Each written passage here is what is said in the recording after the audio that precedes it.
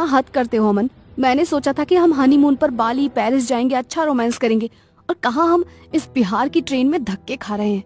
अब इस ghost Hunter से शादी की हो तो हनीमून भी तो भूतों के साथ ही मनाना पड़ेगा ना।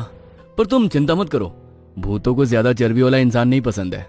अमन की बात सुनकर मीना ने तुरंत ही भौहें सिकोड़ ली थी और मुंह फुलाकर खिड़की से बाहर देखने लगी। मीना को गुस्सा देख अमन ने भी उसका हाथ पकड़कर उसे अपने करीब किया और प्यार से बोला, डार्लिंग तुम चिंता क्यों करती हो, ऐसे ही थोड़ी ना तुम्हारा पति वर्ल्ड फेमस है। हाँ हाँ, तभी तो तुमको फंसाया है।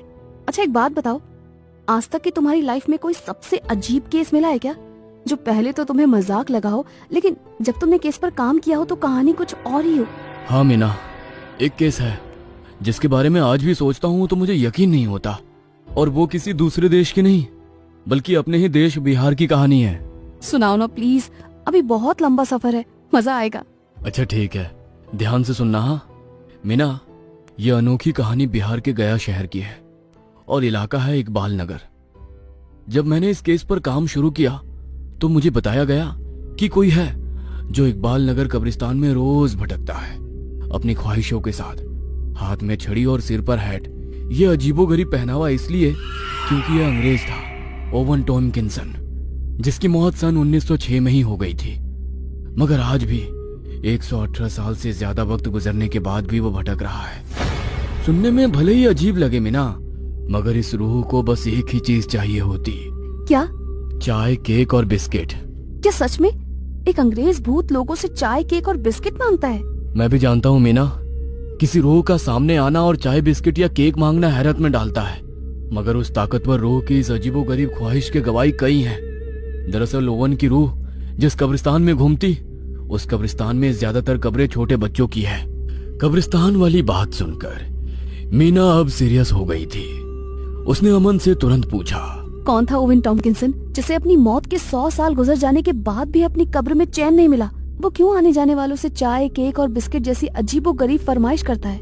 इस पर अमन ने मुस्कुराते हुए कहा, कोई नहीं जानता मीना, इतिहास सिर्फ इतना बताता है कि वो एक ब्रिटिश सैनिक था और यही तैनात था।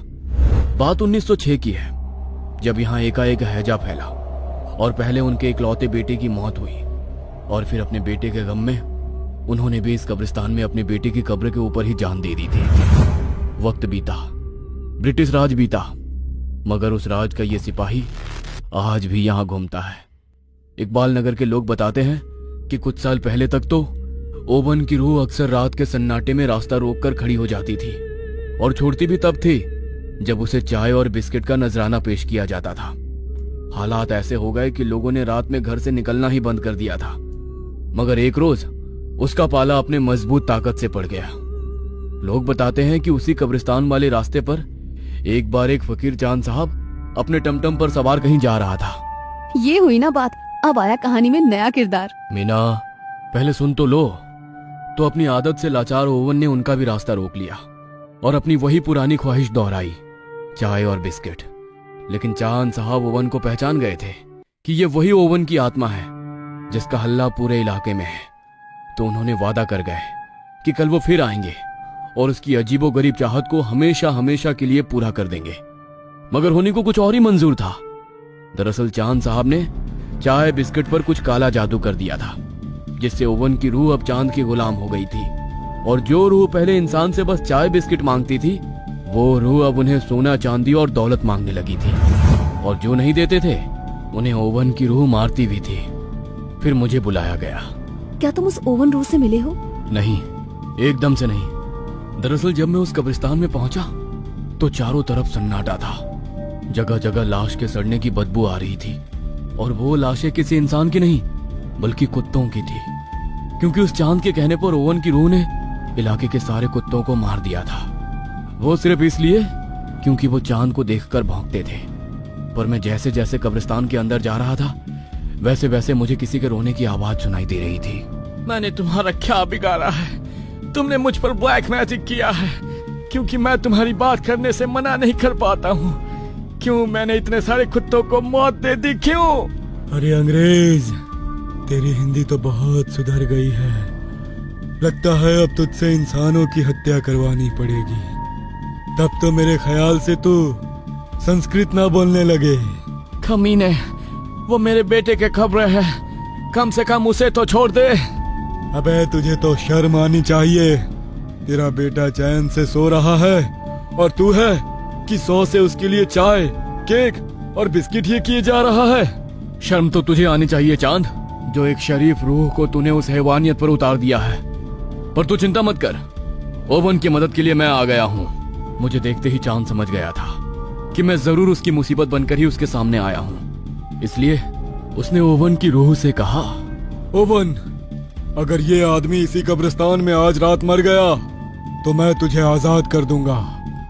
ओवन ने भी चांद की बात सुनकर मुझ पर हमला कर दिया। मैं कब्रिस्तान के जिस भी कोने में जाता वो मुझे मेरी गर्दन पकड़कर चांद के सामने ला पटकता। मैं भी समझ गया था कि मैं दोनों से एक साथ नहीं जीत पाऊंगा। इसलिए तब मैंने अपने गुरु की माला निकाली। मेरे गुरु ने यह माला मुझे देते हुए कहा था, ये माला देखकर कोई भी रूह मेरी बात मानने से इनकार नहीं कर सकती थी। और ऐसा हुआ भी, क्योंकि जैसे ही मैंने वो माला ओवन को दिखाई तो वो वापस से शांत हो गया था।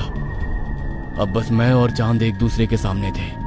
पर मैंने चांद को कम आंका था, क्योंकि ओवन के शांत होते ही उसने कुछ मंत्र पढ़ने लगे थे। और उसके मंत्र पढ़ते ही कब्रों से बच्चों की सड़ी गली लाशें, कंकाल और मरे हुए कुत्ते भी जागने लगे थे। फिर कुछ ही पल बाद मेरे सामने चांद खड़ा मंत्र बड़बड़ा रहा था और मेरे पीछे बच्चों और सैकड़ों कुत्तों की लाशें थी, जो चांद के एक इशारे पर मुझे जिंदा से मुर्दा कर सकती थी। मेरे सोचने भर की देरी थी कि चांद ने सभी लाशों को मुझे मारने का इशारा कर दिया और खुद जोर जोर से मंत्र बड़बड़ाने लगा। यह देख मैं समझ गया था कि जब तक चांद का मंत्र पढ़ना नहीं बंद होगा, ये लाशें रोकने वाली नहीं है। और चांद के मंत्र रोकने के लिए मैंने पहला कदम लिया ही था कि तभी नीचे जमीन से एक बच्चे की लाश का हाथ निकला, जिसने मेरा पैर पकड़कर मुझे नीचे लिया था।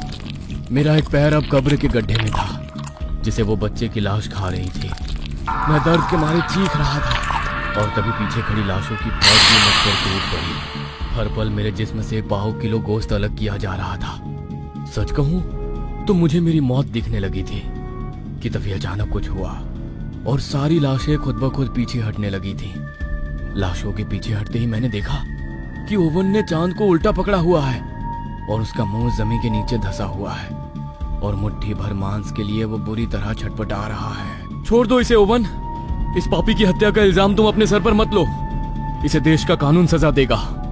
नहीं, इसने मेरे साथ जो किया उसके लिए मैं इसे कभी माफ नहीं कर सकता। इसने मुझसे बुरे भरे काम करवाए, ऐसे काम जो मैंने कभी सपने में भी नहीं सोचा था। और तो और मेरे बेटे की खबरों को भी गंदा कर दिया। इसे तो मैं मौत दूंगा जो इसने सपने में भी नहीं सोची होगी। नहीं ओवन, अगर तुमने ऐसा किया तो जो इतने सालों से तुमको अच्छा मानते हैं उन सब का भरोसा टूट जाएगा। मरने के बाद एक नाम ही तो है जो लोगों को हमारे बारे में याद दिलाता है। यही वो कीमती दौलत है जो लोगों को हम फ्री में देते हैं। इसलिए मैं कह रहा हूँ, इस पापी को मारकर अपना नाम मत खराब करो। मेरी बात सुनकर ओवन सोच में पड़ गया था और फिर कुछ पल बाद ओवन ने चांद को छोड़ दिया था। हालांकि उसने चांद को मारा नहीं, लेकिन कुछ पल के लिए वो उसके शरीर में गए और जब ओवन वापस चांद के शरीर से बाहर आया तो चांद पूरी तरह से पागल हो चुका था। कहते हैं उसे अब बस बुरी आत्माएं ही दिखाई देती हैं, जिसकी वजह से वो डरा हुआ दिन भर चीखता है और अपनी गलती की माफी मांगता रहता है। अमन से सारी कहानी सुनकर मीना को आज अपने पति पर गर्व हो रहा था। उसे आज मालूम हो गया था कि उसका पति दिलेर के साथ साथ समझदार भी है। कि तभी उसने देखा कि उनके उतरने का स्टेशन आ गया था। अमन और मीना स्टेशन से उतरकर होटल के बजाय कहीं और जा रहे थे।